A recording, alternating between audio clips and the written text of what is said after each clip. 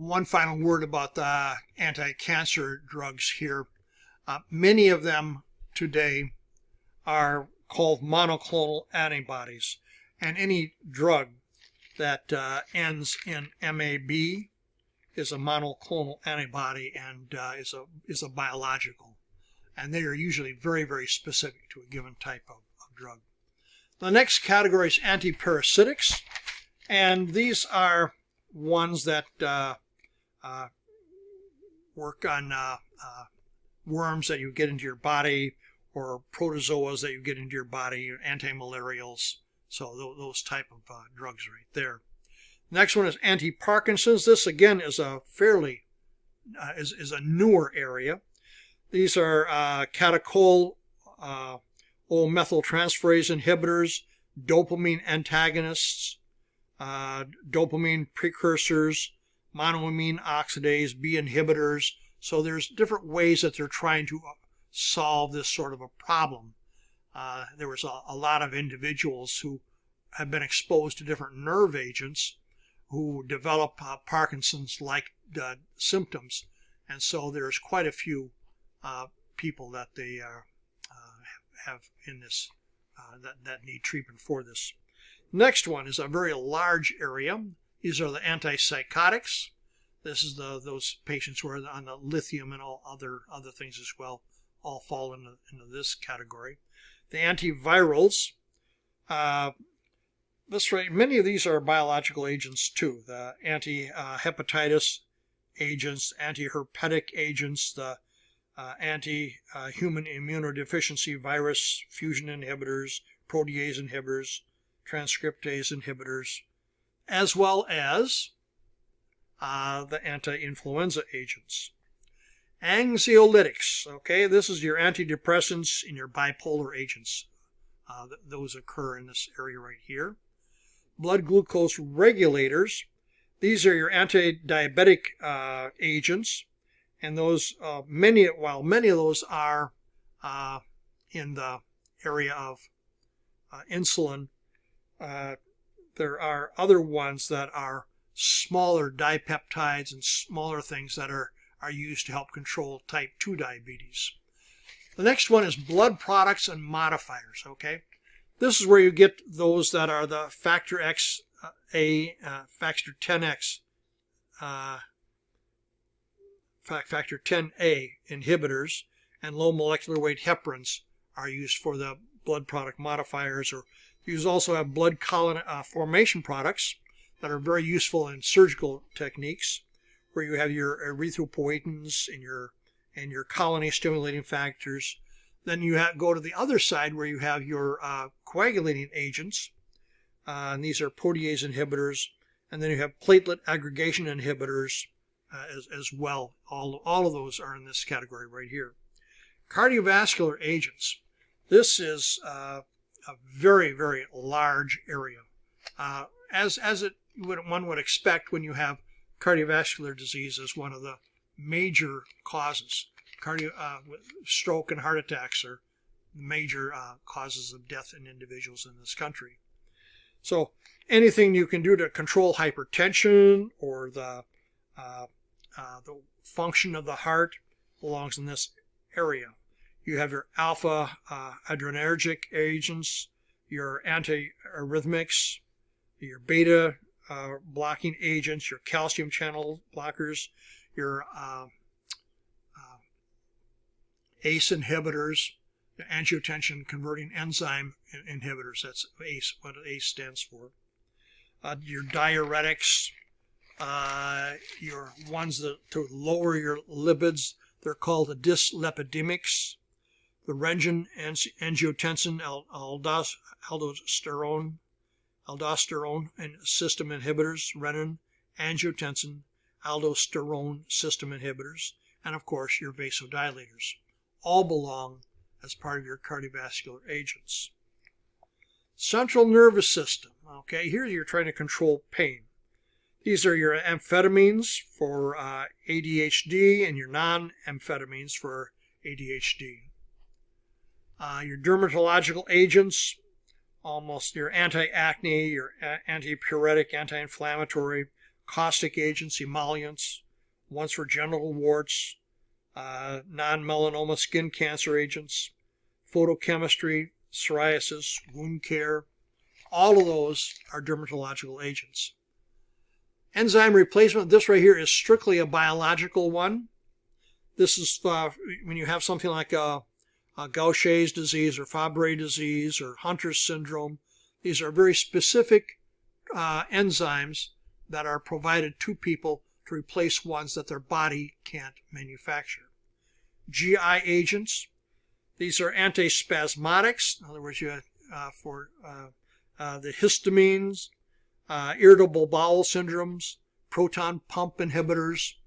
Part of our everyday activities, and when people are depressed, they also oftentimes have they're getting ulcers as well, and so that's to try to treat that sort of problem. Genitourinary agents. These are again benign prostate hypertrophy agents, phosphate binders, antispasmodics in the urinary area. All of those hormonal agents. These also are, well, come on, I want to stay on this page.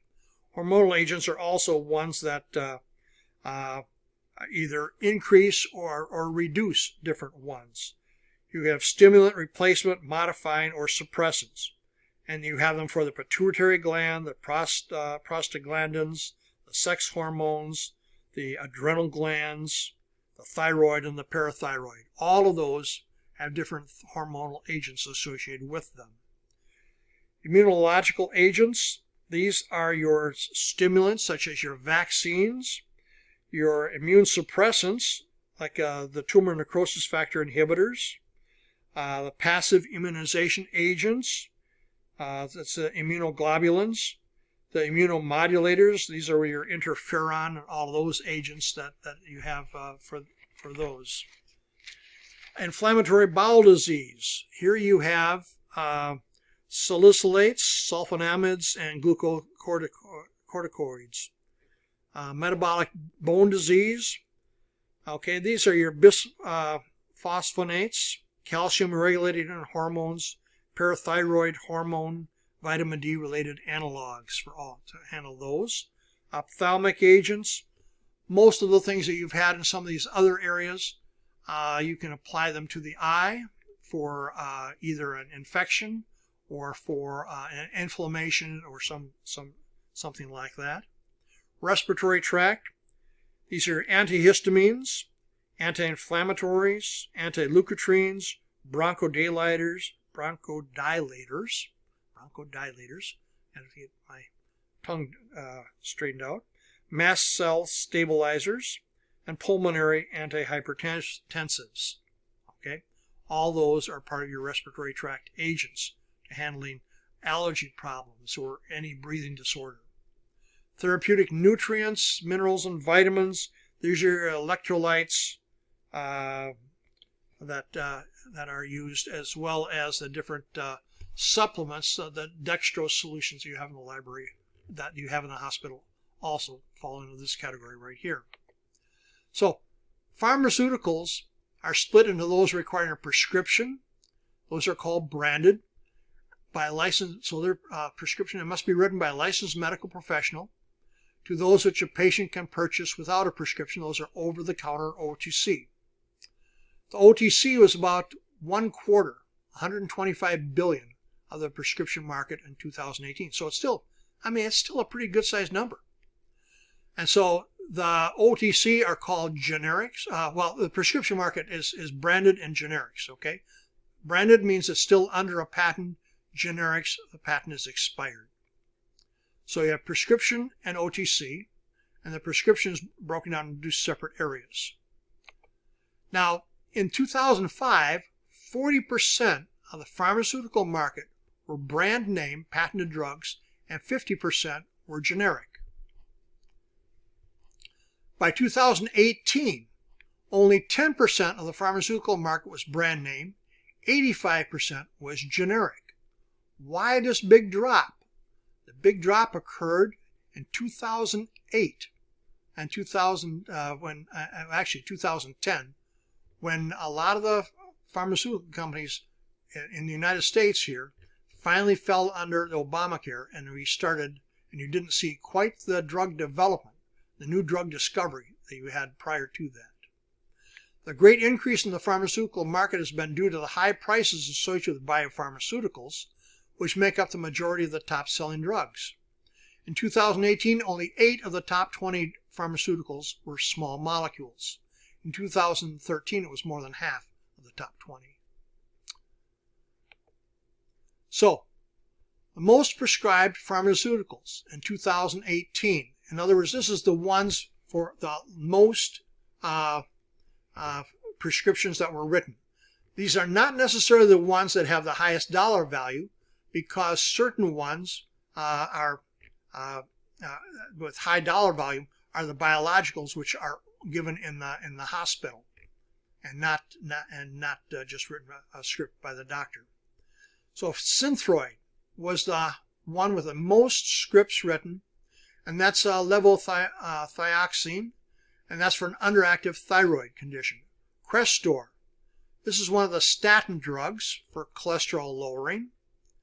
Ventolin, albuterol for hypertension. Okay.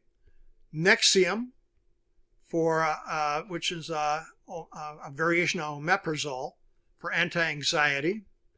This is where the Avatar Discus, which is a nasal anti-inflammatory. This helps take care of the sneezing and the runny noses and a lot of other inflammation through the nose. Lantus Solostar, this is an oral anti-glycemic. Okay, so it's people would prefer to take it orally rather than having to inject themselves. Vivanase, which is lisdexamphetamine. Here, you notice amphetamine for this particular one is with an F instead of a PH. And this is for ADHD. Lyrica, which is for epilepsy. Spiriva Hanihaler, which is tiotropium, which is a bronchodilator for asthma treatment. Januvia, which is sitagliptin, which is for type 2 diabetes. And these are all small molecules. These are the small molecules and for the highest number of scripts that were written. And you'll find that almost all the time when you have a script written, it is for something involving a small molecule. This is the OTC sales. And this is just in general categories. And you can see that how much smaller these are. $8 billion in total sales for all of the different respiratory applications. This right here is Zyrtec, which is a centrazine hydrochloride. This is a cough and cold type of problems that people have. Oral analgesics. This is your acetaminophen, aspirin, caffeine. This combination is known as Excedrin. All of the different ones were a very large proportion, so people get a lot of headaches still.